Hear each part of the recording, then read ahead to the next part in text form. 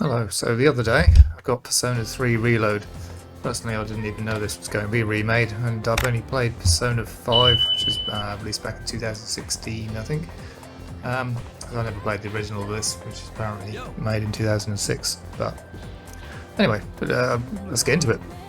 It's in a school again. It's got a tall, slim, handsome guy who's who's new to the school. No one really knows him, but he soon makes plenty of friends. Everyone seems to love him. He soon becomes the leader. In between studies and keep getting his social skills up, like his charm and his what's the other one called? Academics and courage. Yeah, that's the other one. In between that, the getting your social skills up and going out for meals and going on the track and field team, you can do stuff like join the student council. You can go on your computer or various things like that to pass the time and gain your skills and create social bonds with with various NPCs in the game. Social bonds and give you extra bonuses with each of the personas, and if you've played Persona 5 like me, then your personas are kind of like Pokemon really. And the things you can summon in battle which have different elemental attacks, and things like stun and confuse, etc., and give you resists, and the monsters hit you with similarly elemental things which you're either weak to or strong to, etc. Same kind of standard JRPG fare. So in the evenings you can go off to a place called Tartarus, which is kind of a randomly generated dungeon with a few fixed levels with bosses. You can smash open things to get extra loot and go and get treasure chests. You can collect Twilight fragments to open in rare kinds of treasure chests. As you progress up the dungeon, it obviously gets increasingly difficult, and you'll come across rare monsters, or shadows as they're called in this. And each time you go into combat, you'll go into a kind of a Final Fantasy VII style, or I guess a lot of JRPGs, this turn-based approach. Which some people hate, some people love. Personally, I'm a great fan of turn-based combat. It's nice to just chill and pick exactly what I want to do, and you can choose the exact element, and you can try and work out what they're weak to, and you can pull up a chain of attacks. If you get all of the monsters on the floor unconscious, then knocked down, then you can do an all-out attack, which is a huge damage attack, which means all of the members of the party will just do a big wallop on the monster, basically.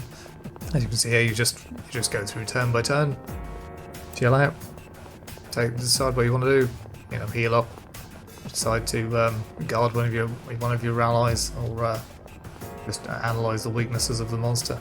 The main character can switch between personas, so he's obviously incredibly powerful compared to the others. They can only do one single, which again is exactly the same as Persona 5. In fact, the combat is so identical I didn't even have to watch anything, learn any tutorials, nothing, just like, oh, is this Persona 5? I mean, it is pretty much identical. I think even the music's all completely different, but the actual graphics themselves for the personas seem incredibly identical. You get these cards after each battle sometimes, which give you like extra money, extra experience, extra attacks, things like that. In any case, in the evenings you can go to do various things like go to the karaoke bar, or go out for a bite to eat, go to the amusement arcade. You can play a cuddly toy grabber. You can go and buy some weapons from the police station, which is rather odd, but never mind. He also allows you to sell all your junk at the police station, and buy accessories to sort of give you defense against confuse or dark attacks or something. You can also upgrade your other various parts of your gear. Other things you can do: eat the various things, or do a part-time job to give yourself some extra money. And of course, you can do some social things as well. So some things to build up your social stats as well. Your courage.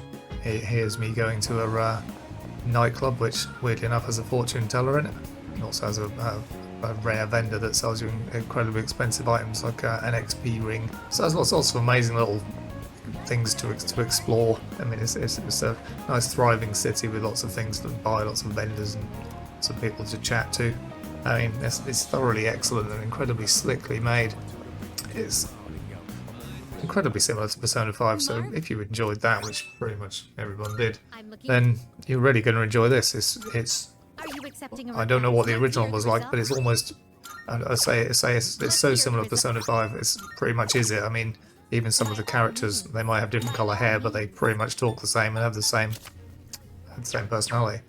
You also have another thing that was Persona 5, maybe perhaps in all Personas, is the Velvet Room, which you can go to kind of a pocket dimension or a hell dimension and speak to this strange demon guy with a pointy nose. Here you can summon your previous personas that you've put in, you've registered, because you can only hold so many. You can also merge them together to create more powerful ones, which is, as I said, it's very much a Pokemon style affair, and so you can see which ones go together to make which new persona. And you can also only make ones that are you've got enough power to control, because they're limited by your level. It will not allow you to create like a level 99 one if you're only level 20, for example. Here you can fiddle around for hours registering and summoning new ones and checking what their powers are, and then transferring the powers to the newly created one. So you might get an XP boost based on your social standing with one of the people as well. So that's why it's worth building each of them up. One of the many benefits to that.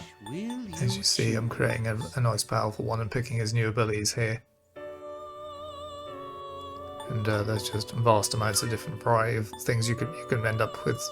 Incredibly powerful personas that could do multiple elements and have heals or make you resistant to certain things. As you see, it says because of my social skill is a certain amount, then I'll gain an extra bonus.